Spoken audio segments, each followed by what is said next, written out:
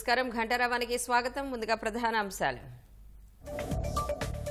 సంధ్యా theatre ఘటన అనుకోకుండా జరిగిందన్న అల్లు అర్జున్. బాధిత కుటుంబానికి అండగా ఉంటారని భరోసా.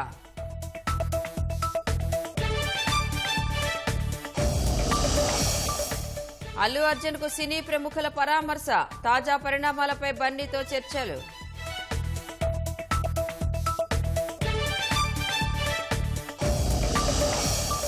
శ్రీవారి ప్రసాదం కల్తీ అంశంపై సిట్ బృందం తనిఖీలు. తిరుమల ఆలయంలోని లడ్డూ పోర్టులో రికార్డుల పరిశీలన.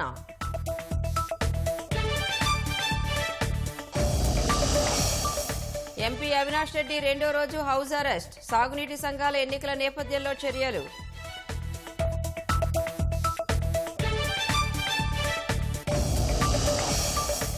మాజీ ఉప ప్రధాని ఆడ్వాణీకి అస్వస్థత. ఢిల్లీలోని అపోలో ఆసుపత్రిలో చికిత్స.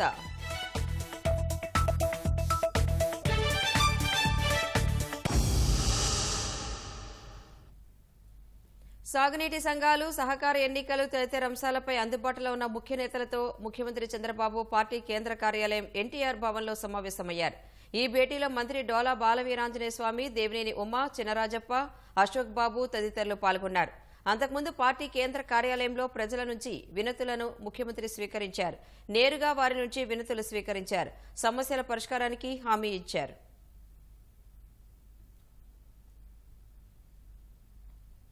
మంగళగిరిలోని టీడీపీ ప్రధాన కార్యాలయానికి వెళ్లిన సీఎం చంద్రబాబు సాగునీటి సంఘాలు, సహకార ఎన్నికలు సహా వివిధ అంశాలపై అందుబాటులో ఉన్న నేతలతో చర్చించారు. మరింత సమాచారం మా ప్రతినిధి కృష్ణను అడిగి తెలుసుకుందాం. కృష్ణ, సాగునీటి సంఘాలు, సహకార ఎన్నికలపై సీఎం చంద్రబాబు ఏ అంశాల మీద చర్చించారు? ముఖ్యమంత్రి చంద్రబాబు కొద్దిసేపటి క్రితమే తెలుగుదేశం పార్టీ కేంద్ర కార్యాలయం ఎన్టీఆర్ భవన్కు రావడం జరిగింది. ఏదైతే శనివారం ఆయన పార్టీ కేంద్ర కార్యాలయానికి వచ్చే క్రమంలో ప్రజల నుంచి వినతులు కూడా స్వీకరించారు. పెద్ద ఎత్తున ప్రజలు కూడా పెద్ద ఎత్తున తరలి వచ్చి సీఎం పెద్ద ఎత్తున తరలి వచ్చి వీటిని వినతులు ఇచ్చారు. వాటికి ఎప్పటికప్పుడు సమస్య వెంటనే పరిష్కరిస్తానని చెప్పి కూడా సీఎం వారందరికీ హామీ ఇవ్వడం జరిగింది. అలాగే దీంతో పాటు ఆయన పార్టీ కేంద్ర కార్యాలయానికి వచ్చిన తర్వాత ఆయన పైకి వెళ్లే క్రమంలో మీడియాతో కూడా కొద్దిసేపు ఆయన ముచ్చరించారు. తాజా రాజకీయ పరిణామాలు అలాగే తాజా అంశాలపై ఆయన కీలకంగా మీడియాతో కొన్ని విషయాలు ప్రస్తావించడం జరిగింది. ఇందులో ప్రధానంగా జమిలీ ఎన్నికలకు సంబంధించి ఏదైతే కేంద్ర కేబినెట్ ప్రభుత్వం పార్లమెంట్ లో పెట్టడం వంటి అంశాలు జరిగినాయో ఆ అంశాల మీద కూడా సీఎం చంద్రబాబు స్పందించారు. ఏదైతే జమిలీ అమల్లోకి వచ్చినా సరే రాష్ట్రంలో కానీ అలాగే దేశవ్యాప్తంగా కానీ ఎన్నికలు జరిగేది 2029లో మాత్రమే అనే అభిప్రాయాన్ని ఆయన స్పష్టంగా వ్యక్తం చేయడం జరిగింది. ఒకే దేశం ఒకే ఎన్నిక విధానానికి ఇప్పటికే తాము పూర్తి స్థాయిలో మద్దతు ప్రకటించిన విషయానికి ఆయన గుర్తు చేశారు. అలాగే జమిలీ ఎన్నికలపై అవగాహన లేని వాళ్ళు మాత్రమే ఇష్టం వచ్చినట్లు పబ్బం గడుపుకోవడానికి మాట్లాడుతున్నారనే సందర్భాన్ని కూడా సీఎం ప్రస్తావించడం జరిగింది. ఏదైతే జమిలీ ఎన్నికలు 2027లోనే వస్తాయని కొన్ని పార్టీలు ఈ విధంగా ప్రచారం చేస్తున్న అంశాన్ని మీడియా ప్రతినిధులు సీఎం దృష్టికి తీసుకెళ్లినప్పుడు ఆయన దాని గురించి ఈ విధంగా స్పందించారు. కేవలం పబ్బం గడుపుకోవడానికి ఏదైతే మాట్లాడుతున్నారో ఆ మాటలకు ప్రజల విశ్వసనీయత కూడా పూర్తిగా కోల్పోయాయని చెప్పి, ఎలాంటి విశ్వసనీయత లేదని చెప్పి కూడా ఆయన వ్యాఖ్యానించడం జరిగింది. అలాగే ఇప్పుడు రైతుల పేరుతో రైతులకు ఏదో అన్యాయం జరుగుతుందంటూ చేస్తున్న నిరసనలు కానీ ఇతరత్ర కార్యక్రమాల అంశాన్ని ప్రస్తావించినప్పుడు కూడా ప్రజలు వాటిని అన్నింటినీ చూసి నవ్వుకుంటున్నారని చెప్పి కూడా సీఎం వ్యాఖ్యానించడం జరిగింది. అలాగే రాష్ట్రంలో ఏదైతే సుస్థిర ప్రభుత్వం కొనసాగుతుందనే తీర్మానం కూడా చంద్రబాబు వ్యక్తం చేశారు. వీటితో పాటుగా స్వర్ణాంధ్ర విజన్ డాక్యుమెంట్ 2047 ఏదైతే పెద్ద ఎత్తున కార్యక్రమం నిర్వహించారో ఆ కార్యక్రమానికి సంబంధించిన విశేషాలను కూడా సీఎం చంద్రబాబు మీడియాతో పంచుకున్నారు. ప్రధానంగా అటు విశ్వవిద్యాలయాలు కానీ, కళాశాలలు కానీ, పాఠశాలల్లో కానీ ప్రధానంగా దీనిపై పూర్తి స్థాయిలో చర్చ జరగాల్సిన అవసరం ఉందని చెప్పి ఆయన అభిప్రాయపడ్డారు. ఏదైతే దీన్ని ఒకరోజు పెట్టి వదిలేసే కార్యక్రమం కాదని చెప్పి నిరంతరం ప్రజల్లోకి తీసుకెళ్లే వారిగా అంచెలంచెలుగా ఏ విధంగా తీసుకెళ్లాలి, క్షేత్రస్థాయిలోకి ఏ విధంగా తీసుకెళ్లాలి, రేపటి తరానికి ఎలాంటి ప్రయోజనం కలుగుతుందో తెలిసే విధంగా ఎలాంటి చర్చలు జరపాలన్న కోణంలో విభిన్న ఆలోచనలు చేస్తున్నామని చెప్పి కూడా సీఎం చెప్పడం జరిగింది. ఇందుకు అనుగుణంగా ఏదైతే నాడు 1996 ఆ టైంలో ఏదైతే విజన్ 2020 కార్యక్రమం అనేది పెట్టామో దాని ఫలితాలు ఇప్పుడు ఏ విధంగా చూస్తున్నారో, అలాగే ఖచ్చితంగా ఈ 2047 నాటికి వీటి ఫలాలను ప్రస్తుతం ఏదైతే 2047 బీజం వేసామో వాటి ఫలాలను కూడా ఖచ్చితంగా ప్రజలు అందుకుంటారని చెప్పి కూడా ఒక విధమైన విశ్వాసం ముఖ్యమంత్రి చంద్రబాబు వ్యక్తం చేశారు. ఇందుకు అనుగుణంగా కార్యాచరణ కూడా రూపొందిస్తున్నట్లు ఆయన వెల్లడించారు. అలాగే స్వర్ణాంధ్ర విజన్ డాక్యుమెంట్ కూడా భవిష్యత్ తరాలకు బాగు కోసం చేసే ప్రయత్నంలో భాగమేనని చెప్పి కూడా ఆయన స్పష్టం చేయడం జరిగింది. రేపటి తరం భవిష్యత్తు కోసం ఈ విజన్ 2047 అనేది ఎంతో ఉపయోగపడుతుందని చెప్పి కూడా సీఎం స్పష్టం చేశారు. అలాగే సాగునీటి సంఘాల ఎన్నికలు కానీ సహకార ఎన్నికలకు సంబంధించిన ఇవన్నీ కూడా షెడ్యూల్ ప్రకారం వాటంతటా అవి జరుగుతాయని చెప్పి ఆయన వ్యాఖ్యానించడం జరిగింది. ఇది అలాగే ఈసారి పెట్టే కలెక్టర్ల కాన్ఫరెన్స్, ఇటీవల పెట్టిన కలెక్టర్ల కాన్ఫరెన్స్ కి భిన్నంగా ఉంటుందని చెప్పి కూడా సీఎం చంద్రబాబు వెల్లడించారు. ఏదైతే సుదీర్ఘ సమీక్షకు తావలేకుండా అలాగే కాలయాత్ర అనేది జరగకుండా ప్రశ్నలు సమాధానాల రూపంలోనే దీన్ని నిర్వహించేలాగా, వచ్చే కలెక్టర్ కాన్ఫరెన్స్ నిర్వహించేలాగా ప్రణాళికలు రూపొందిస్తున్నామని చెప్పి కూడా ఆయన వెల్లడించారు. ఇందులో భాగంగా ఏదైతే ముందుగానే కలెక్టర్లకు కానీ ఎస్పీలకు కానీ ఎజెండా అంశాన్ని పంపి వాటి నుంచి వివరణ కోరే విధంగానే ఈసారి కలెక్టర్ కాన్ఫరెన్స్ లో రూపకల్పన చేస్తున్నట్లు ఆయన వెల్లడించారు. తద్వారా సమయాన్ని సద్వినియోగం చేసుకోవడంతో పాటు మంత్రులకు అధికారులకు మధ్య ఇంటరాక్షన్ పెరిగే విధంగా కూడా వచ్చే కలెక్టర్ కాన్ఫరెన్స్ ప్రణాళిక సిద్ధం చేస్తున్నట్లు సీఎం వెల్లడించారు. అలాగే ఏదైతే బీజేపీ సీనియర్ నేత ఎల్కే అద్వానీ ఆసుపత్రిలో చేరిన విషయం గురించి కూడా సీఎం ప్రస్తావించారు. అద్వానీతో తనకున్న అనుబంధాన్ని గుర్తు చేసుకున్న చంద్రబాబు ఆయన త్వరగా కోలుకోవాలని చెప్పి కూడా ఆకాంక్షించారు. అని ధన్యవాదాలు కృష్ణ. రఘురామకృష్ణరాజు కస్టోడియల్ టార్చర్ కేసులో సీబీఐ మాజీ ఏఎస్పీ విజయపాల్ను ప్రకాశం జిల్లా పోలీసులు రెండో రోజు విచారిస్తున్నారు. మరింత సమాచారం మా ప్రతినిధి రవికృష్ణ అడిగి తెలుసుకుందాం. రవికృష్ణ, విజయపాల్ విచారణ వివరాలేంటి? రాణి మాజీ ఎంపీ, ప్రస్తుత శాసనసభ ఉపసభాపతి అయిన మాజీ ఎంపీ రఘురామకృష్ణరాజుని 2021లో సిబిఐ కస్టడీలో చిత్రహింసలు గురి చేశారనే విషయంపై కేసు నమోదైంది. ఆ కేసు సంబంధించి ఇప్పటి వరకు పోలీసులు దర్యాప్తు నిర్వహిస్తున్నారు. ఈ కేసుకు సంబంధించి ప్రత్యేకంగా ప్రకాశం జిల్లా ఎస్పీ ఆధ్వర్యంలోని ఈ దర్యాప్తు జరుగుతుంది. ఇందులో భాగంగా ప్రధానంగా అప్పటి సిఐడి ఏఎస్పీగా ఉన్న విజయపాల్పై తొలిసారిగా ఈ విచారణ అయితే ప్రారంభమైంది. ఈ విశ్రాంతి ఏఎస్పీ ప్రస్తుతానికి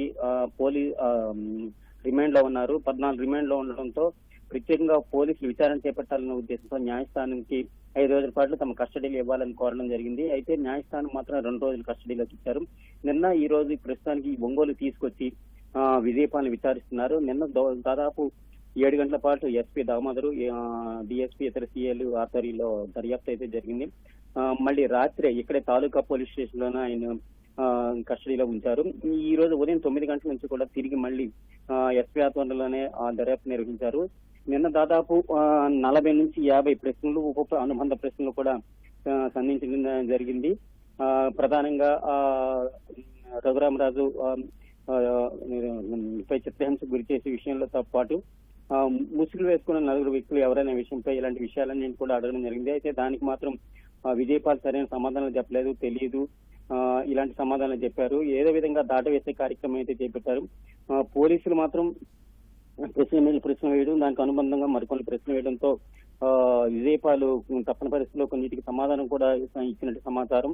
ఈ రోజు కూడా అదే విధంగా మరికొన్ని ప్రశ్నలు వేసే అవకాశాలు ఉన్నాయి. ఈ రోజు మధ్యాహ్నం 3 గంటల వరకు ఈ విచారణ సాగుతుంది. 3 గంటల తర్వాత మళ్ళీ తిరిగి 5 గంటల లోపు గుంటూరు తరలించి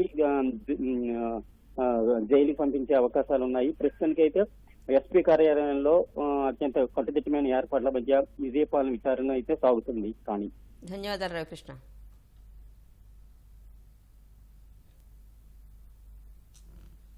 మంగళగిరి న్యాయస్థానంలో నిర్వహిస్తున్న లోక్ అదాలత్లో రాజధాని రైతుల పిటిషన్ల విచారణకు రానున్నాయి. దాదాపు 20 కేసులు పరిష్కారం అయ్యే అవకాశం ఉంది. మరింత సమాచారం మా ప్రతినిధి జయప్రకాష్ ప్రత్యక్ష ప్రసారం ద్వారా అందిస్తారు.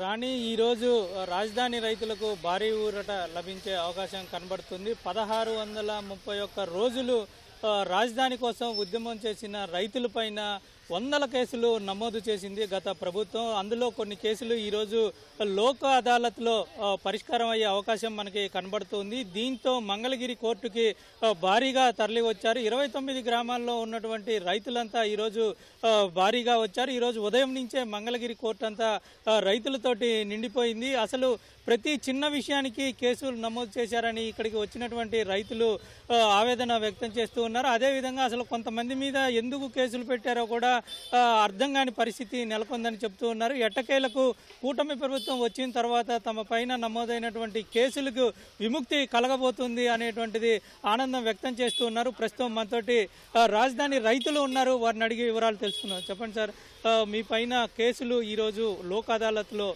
పరిష్కారం కాబోతూ ఉన్నాయి, దాన్ని ఏ విధంగా చూస్తారు? రాజధాని అమరావతి ఉద్యమం ప్రారంభమై 1631 రోజులుగా రాజధాని అమరావతిలో ఉద్యమం చేస్తున్నటువంటి రైతులపైన, దళితులపైన అనేకమైనటువంటి అక్రమ కేసులు పెట్టాడు జగన్మోహన్ రెడ్డి. మా ఉద్యమాన్ని ఏ విధంగా అణిచివేయాలనే, ఏ విధంగా వీళ్ళని రోడ్డు మీదకి రాకుండా ఉండాలనే ఉద్దేశంతో మాపై అక్రమంగా కేసులు పెడతాం జరిగింది. నాపై అయితే 17 కేసులు ఛార్జ్ షీట్ చేయటం జరిగింది. అయితే రాజధాని అమరావతిలో దళిత బహుజన జేఏసీగా, దళితులుగా మేము ఎంతో కష్టపడి పోరాటం చేయటం, జగన్మోహన్ రెడ్డికి ఎదురుగా నిలిచింది అమరావతిలో రైతులతో పాటు దళితులమైన మేము ముందుండి నిలిచాం. అయితే ఇక్కడ ఆంధ్ర రాష్ట్ర ప్రజలందరూ కూడా తెలుసుకోవాల్సినటువంటి విషయం ఏంటంటే, ఆంధ్ర రాష్ట్ర ప్రజలు అమరావతి రైతులను నమ్మారు, అమరావతి ఉద్యమాన్ని నమ్మారు, అమరావతి ఉద్యమ రైతులకు సహకరించారు. కాబట్టే మేము ఈ రోజున మంచి ప్రభుత్వాన్ని ఎన్నుకోగలిగాం, రాజధాని అమరావతిని నిర్మించుకోగలుగుతున్నాం. అందుకోసమే అమరావతి రైతులుగా ఆంధ్ర రాష్ట్ర ప్రజలందరికీ కూడా మేము శిరస్సు వంచి నమస్కారం చేస్తున్నాం. ఇక మాపై పెట్టిన అక్రమ కేసులు అంటారా, దానికి అంతు పొంతు అర్థం పర్థం కూడా లేదు. రాజధాని అమరావతిలో రోడ్లు తోముకెళ్లారు, ఇసుక తోముకెళ్లారు, కంకర తోముకెళ్లారు, మట్టి తోముకెళ్లారు. ఇక్కడ అన్యాయం జరుగుతుందని మేము వెళ్ళి అక్కడ నిరసన కార్యక్రమాలు చేపడితే ప్రభుత్వం కానీ, పోలీసులు కానీ మీరు తప్పు చేశారు అంటే, దొంగతనం చేసిన వాళ్ళు తప్పు కాదంట, మేము అక్కడ నుంచొని మేము పోలీసుల అధికారుల విధులకు భంగం కలిగించామని, కోవిడ్ నిబంధనలు పాటించలేదని మాపై తప్పుడు కేసులు పెట్టారు. ఈ తప్పుడు కేసులన్నీ ఈరోజు లోక్ అదాలత్లో పరిష్కారం అవుతాయని మేము అందరం కూడా ఆశపడుతున్నాం. చెప్పండి సార్, మీ పైన కూడా కేసులు ఉన్నాయి. ఈరోజు లోక్ అదాలత్లో అవి పెట్టబోతూ ఉన్నారు. దానిపైన మీకు ఎలా అనిపిస్తుంది? ఒక రకంగా ఈరోజు ఈ కేసులు లోక్ అదాలత్లో పోతాయని ఆశతో ఉన్నాము, తీసేస్తారని సంతోషంగా ఉన్నాం. 1631 రోజు ఉద్యమం చేసామంటే మా ఉద్యమంలో ఏ ఒక్కరిని కానీ కించపరచలేదు, ఏ ప్రభుత్వాధికారిని మేము తోలనాడి మాట్లాడలేదు. కానీ మరి అసలు ఆ కేసులు ఏమైంది కూడా తెలియదు. ఇవాళ నన్ను అడిగితే, ఇప్పుడు వీళ్ళు కనుక మీరు నన్ను అడిగితే నీ మీద ఏం కేసు ఉందా అని అడిగితే ఆ కేసు ఏందైందని చెప్పడానికి నా దగ్గర ఆన్సర్ లేదు. ఎందుకంటే ఏం కేసు పెట్టారో కూడా తెలియదు.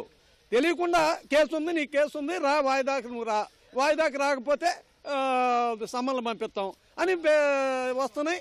ఈ వాయిదాలకు మేము హాజరవుతా ఉన్నాం. మరి ఎందుకు కేసులు పెట్టారు అనేది మమ్మల్ని అడగట్లేదు. మాకు వాయిదా వేస్తున్నాం, తిరుగుతున్నాం. తిరిగి 1631 రోజులు ఉద్యమం చేసాం. ఆ ఉద్యమం కూడా శాంతియుతంగా చేసాం. మళ్ళీ ఆ ఉద్యమం చేస్తానే మళ్ళీ కోర్టుకి హాజరయ్యాం. ఇప్పుడు నాకు 65 సంవత్సరాలు.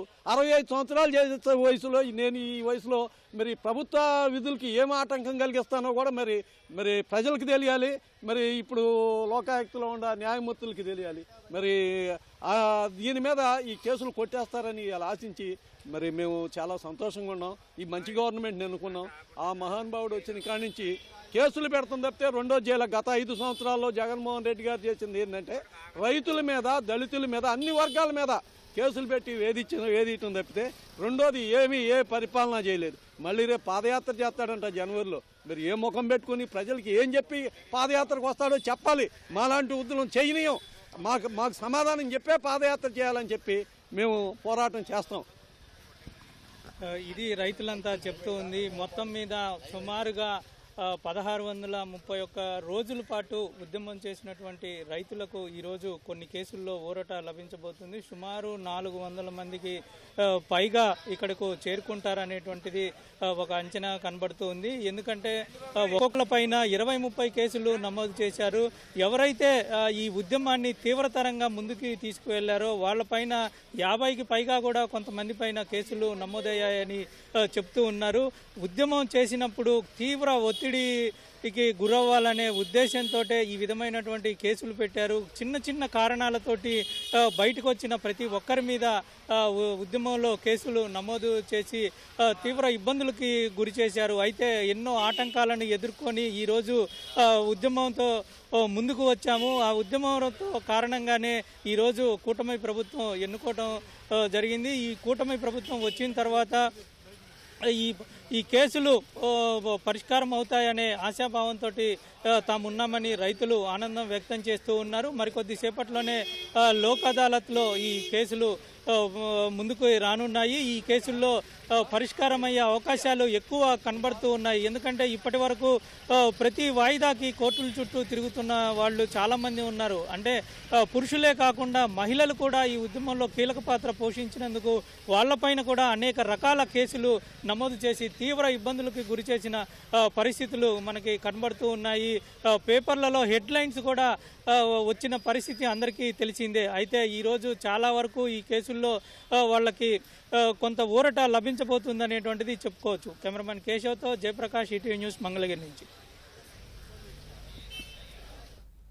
తిరుమల శ్రీవారి లడ్డూ ప్రసాదంలో కల్తీ నెయ్యి వ్యవహారంలో సిట్ దర్యాప్తు కొనసాగుతోంది. సుప్రీంకోర్టు ఏర్పాటు చేసిన సిట్ బృందంలోని 6 సభ్యులు ఈ ఉదయం తిరుమలకు చేరుకున్నారు. శ్రీవారిని దర్శించుకున్న తర్వాత దర్యాప్తు కొనసాగించారు. ఆలయంతో పాటు లడ్డూ పోర్టులో సిట్ అధికారులు తనిఖీలు నిర్వహించారు. రికార్డులను పరిశీలించారు. ముడి సరుకుల నాణ్యతను పోర్టు కార్మికులను అడిగి తెలుసుకున్నారు. విజయవాడ ఇంద్రకీలాద్రిపై జరగనున్న భవానీ దీక్ష విరమణలో పాల్గొనే భక్తుల సౌకర్యార్థం రూపొందించిన ప్రత్యేక యాప్ను దేవాదాయ శాఖ మంత్రి ఆనం రామనారాయణ రెడ్డి లాంఛనంగా ఆవిష్కరించారు. దసరా నవరాత్రి ఉత్సవాల తరహాలోనే ఏ భక్తుడికి ఎలాంటి అసౌకర్యం కలగకుండా చూడాలని ఆదేశించామని మంత్రి తెలిపారు. భవానీ యొక్క దీక్ష 21వ తారీఖు నుంచి 25వ తారీఖు వరకు దీక్షా విరమణ సమయం ఉంది. 5 లక్షలకు పైన భవానీలు ఇంద్రకీలాద్రిపైకి దీక్ష విరమణ ఈ 5 రోజుల్లో జరుగుతుంది. దుర్గా మల్లేశ్వర స్వామి దేవస్థానానికి సంబంధించినటువంటి పూర్తి స్థాయిలో ఈ సమగ్రమైన యాప్ని ఇవాళ దీన్ని ఉపయోగంలోకి తెచ్చాం. భక్తులకు కానీ అధికారులకు కానీ ఎలాంటి ఇబ్బందులు లేకుండా ఎక్కడెక్కడ క్యూ లైన్లు ప్రారంభమవుతాయి, ఎక్కడ మనం వెయిటింగ్ హాల్స్ ఉన్నాయి, ఎక్కడ పార్కింగ్ ప్లేస్లు ఉన్నాయి, ఎక్కడ అన్నప్రసాదాలు ఇస్తున్నారు, లడ్డూ కౌంటర్లు ఎక్కడున్నాయి, అలాగే అమ్మవారి దర్శనానికి వెళ్ళే క్యూ లైన్ల కౌంటర్లు కూడా ఎక్కడెక్కడ ఉన్నాయి అనేటువంటిది అన్నిటికీ సంబంధించిన సమగ్రమైనటువంటి యాప్ని ఈరోజు విడుదల చేశాం. దీనిని ప్రతి ఒక్కరు కూడా వీక్షించి అవసరమైన వాళ్ళ కార్యక్రమాలకి ఈ యాప్లో అన్ని రకాల సదుపాయాలు ఇవ్వడం జరిగింది. కృష్ణా గుంటూరు జిల్లాల పట్టభద్రుల ఎన్నికల్లో ఆలపాటిని గెలిపిద్దామనే నినాదంతో గుంటూరు జిల్లా తెనాలిలో పట్టభద్రుల ఆత్మీయ సమావేశం నిర్వహించారు. పెద్ద సంఖ్యలో పట్టభద్రులు, నేతలు పాల్గొన్నారు. ఆలపాటి రాజేంద్ర ప్రసాద్ను గెలిపించుకోవడం ద్వారా 2 జిల్లాల్లో పట్టభద్రులకు బలమైన నాయకుడి అండ లభిస్తుందని నేతలన్నారు. 90% పట్టభద్రులు కూటమికి మద్దతు తెలిపే విధంగా పనిచేయాలని ఆలపాటి సూచించారు. ఈ సమాజాన్ని తీర్చిదిద్దడానికి మీ పాత్ర ఈ ఓటు అని చెప్పి చెప్పాలనేది నా చేయం. ఆ రకమైనటువంటి ప్రయత్నంలో లోపం జరగకూడదు. మన కర్తవ్యంగా ప్రతి ఒక్క ఓటరు కూడా సమాజంలో బాధ్యత కలిగిన వ్యక్తిగా ఈ సమాజాన్ని నేను కాపాడుకోవాలి. ఈనాటి వర్తమానంలోనే కాదు, రేపటి భవిష్యత్తుకి నేను పునాదిని కావాలి. ఆ రకంగా మద్దతు పలకాలి. మంచి ప్రభుత్వానికి ఇది ఒక బహుమతిగా ఇవ్వాలి. ఇది మా ప్రభుత్వం అని చెప్పి చెప్పాల్సినటువంటి బాధ్యత ఈ విజయం ద్వారా మీ బతిస్కంధాల మీద ఉంది అని చెప్పి నేను మనవి. అందుకే ఈరోజు ఏ యొక్క ఉత్సాహంతో మీరు 20,000 నుంచి అదేవిధంగా వేమూరులో 10,000 ఓట్లు 30,000 ఓట్లని నమోదు చేశారు. గతంలో ఎప్పుడు కూడా లేదు. ఈ రాష్ట్రంలో ఈ 2 జిల్లాల్లో పర్సంటేజ్ గా చూస్తే 3వ నియోజకవర్గం తెనాలి. 180, 160 మైలవరం, 180 వెస్ట్, 140 తెనాలి 3వ నియోజకవర్గంగా నమోదైంది. అంతే ఉత్సాహంతో ప్రతి ఓటును కూడా మీరు ఓటు వేయాలని చెప్పి మీకు మనవి చేసుకుంటా ఉన్నాం. కడప ఎంపీ వైఎస్ అవినాష్ రెడ్డిని 2వ రోజు పోలీసులు గృహ నిర్బంధం చేశారు. సాగునీటి సంఘాల ఎన్నికలు జరుగుతున్న తరుణంలో పులివెందులలోని జగన్ క్యాంపు కార్యాలయంలో ఉన్న అవినాష్ రెడ్డిని పోలీసులు హౌస్ అరెస్టు చేశారు. అవినాష్ రెడ్డి బయటకు వెళితే శాంతి భద్రతల సమస్య తలెత్తే ప్రమాదం ఉందని అందుకే ఈ నిర్ణయం తీసుకున్నట్లు చెప్పారు. అవినాష్ రెడ్డి ఇంటి నుంచి బయటకు వెళ్లకుండా గట్టి బందోబస్తు ఏర్పాటు చేశారు. వైఎస్ఆర్ జిల్లాలో సాగునీటి సంఘాల ఎన్నికల్లో అధికారుల నిర్లక్ష్యం బయటపడింది. ఉదయం 8 గంటలైనా జమ్మలమడుగులో పోలింగ్ ప్రారంభం కాలేదు. జమ్మలమడుగు పిఆర్ ఉన్నత ప్రభుత్వ పాఠశాలలో 12 నీటి సంఘాలకు ఎన్నికలు జరగాల్సి ఉంది. పోలింగ్ కేంద్రం తాళాలు తెరవకపోవడంతో ఎన్నికల సిబ్బంది 6 బయటే వేచి ఉండాల్సిన పరిస్థితి ఏర్పడింది. జలవనరుల శాఖ అధికారుల నిర్లక్ష్యంతో ఈ పరిస్థితి వచ్చిందని రెవెన్యూ శాఖ అధికారులు తెలిపారు. జమ్మలమడుగు రెవెన్యూ డివిజన్ పరిధిలోని 10 మండలాల్లో 56 నీటి సంఘాలకు ఎన్నికలు జరగనున్నాయి. 56 సంఘాల్లో 62,175 మంది ఓటర్లు ఉన్నారు.